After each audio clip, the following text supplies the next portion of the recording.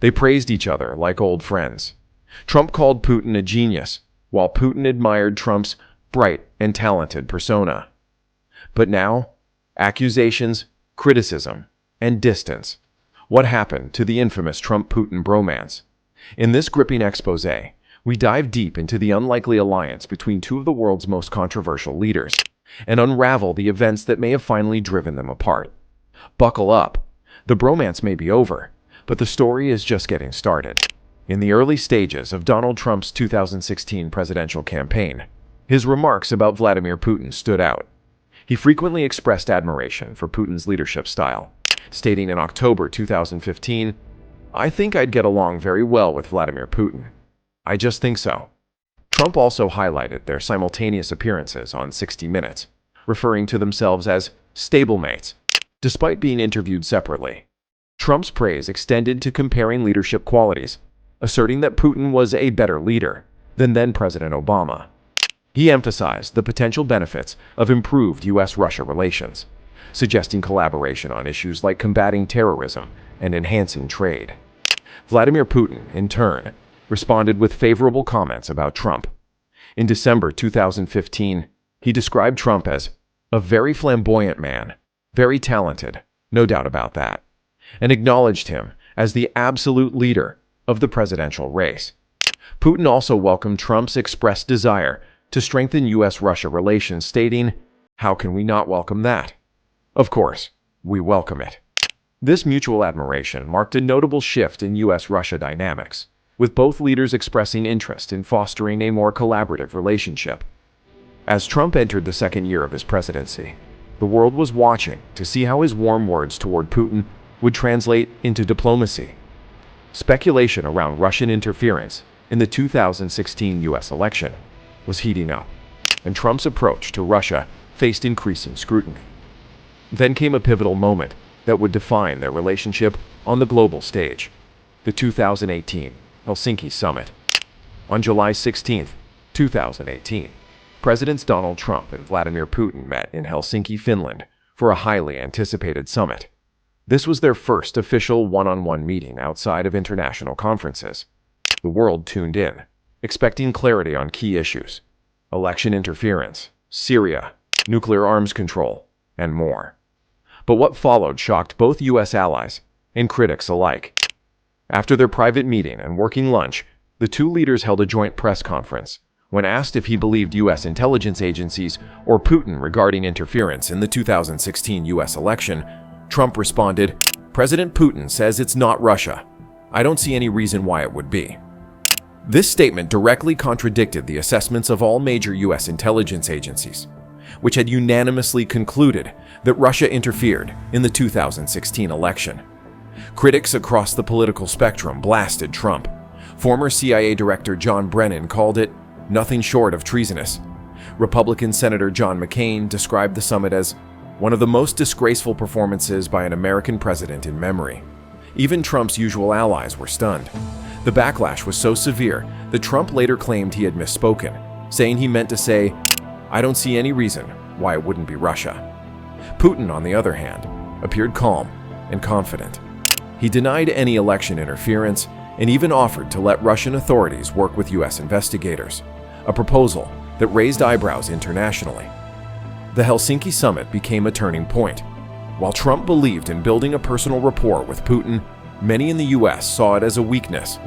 The summit exposed the stark contrast between Trump's rhetoric and his nation's intelligence apparatus. It planted deeper doubts among the American public and lawmakers about where Trump's loyalties lay, and whether the bromance with Putin was more than just words. Following the fallout from the Helsinki Summit, the spotlight on Trump and Putin's relationship grew even brighter.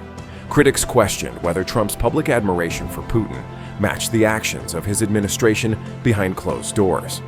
But as the months went by, a surprising dynamic emerged.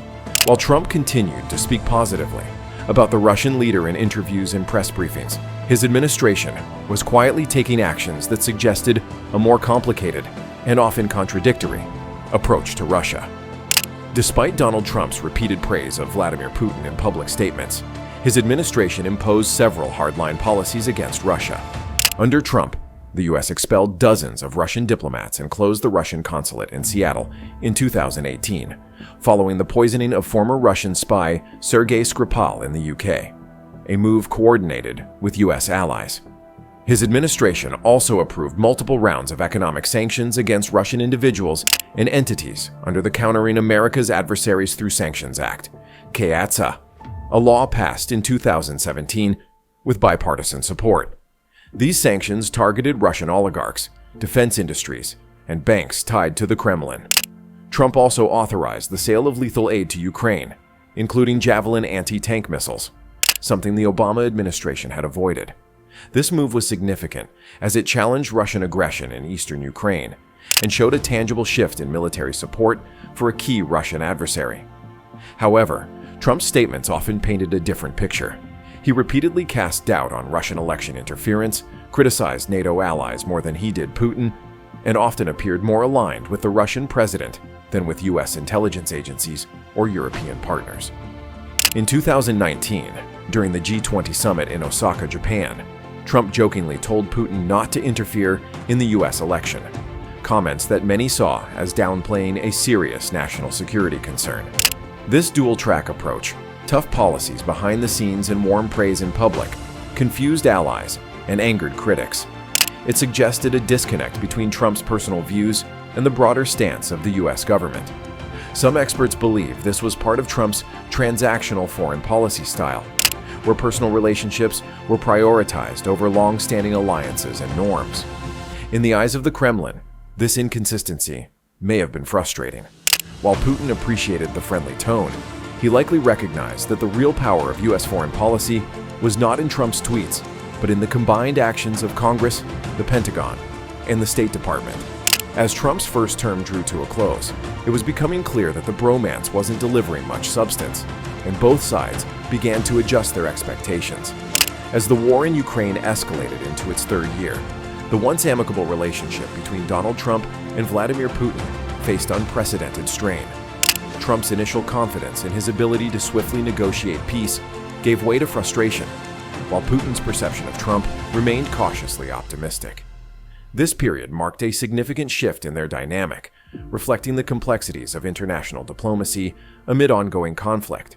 In the early stages of Russia's full-scale invasion of Ukraine in February 2022, Donald Trump characterized Vladimir Putin's strategy as pretty smart, suggesting that the US response was inadequate.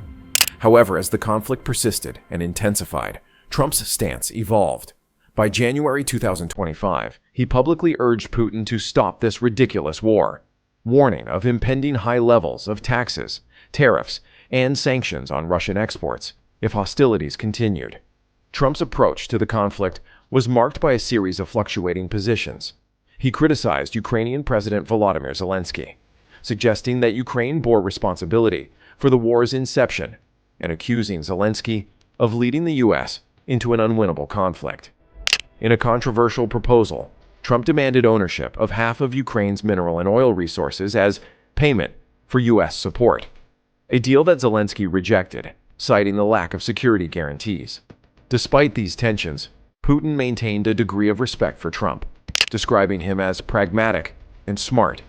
He even suggested that the Ukraine crisis might have been avoided if Trump had remained in office, aligning with Trump's unfounded claims of a stolen 2020 election. Putin expressed openness to negotiations, stating his readiness for compromise and indicating that he took Trump's comments on ending the conflict seriously. As the war continued, Trump's administration considered imposing new sanctions on Russia in response to intensified military aggression and stalled peace negotiations. While Trump had initially believed his personal rapport with Putin could facilitate a peace deal, he grew disillusioned and continued Russian attacks, including the largest drone and missile strike on Ukraine to date. This period underscored the complexities of the Trump-Putin relationship amid a protracted and devastating conflict. Trump's oscillating positions and Putin's strategic calculations highlighted the challenges of diplomacy in the face of entrenched hostilities and shifting geopolitical landscapes. Following a deadly Russian drone and missile assault on Kyiv in April 2025, Trump posted on his social media platform, Truth Social, stating, "Vladimir, stop. 5,000 soldiers a week are dying. expressing frustration over the ongoing violence. The Kremlin responded to Trump's remarks by attributing them to emotional overload, with spokesperson Dmitry Peskov asserting that Putin's actions were in line with Russia's national security interests.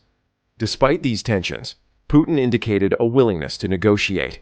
European allies have also taken significant steps, lifting range restrictions on weapons supplied to Ukraine, allowing Kyiv to strike targets deeper within Russian territory. The evolution of the Trump-Putin relationship from mutual admiration to public criticism underscores the complexities of international diplomacy. Trump's initial confidence in his ability to negotiate peace with Putin has been challenged by the realities of the ongoing conflict in Ukraine. As the war continues, the once noted camaraderie between the two leaders appears to have given way to a more pragmatic and strained interaction. This shift not only reflects changes in their dynamics, but also signals broader implications for US-Russia relations and the global geopolitical landscape.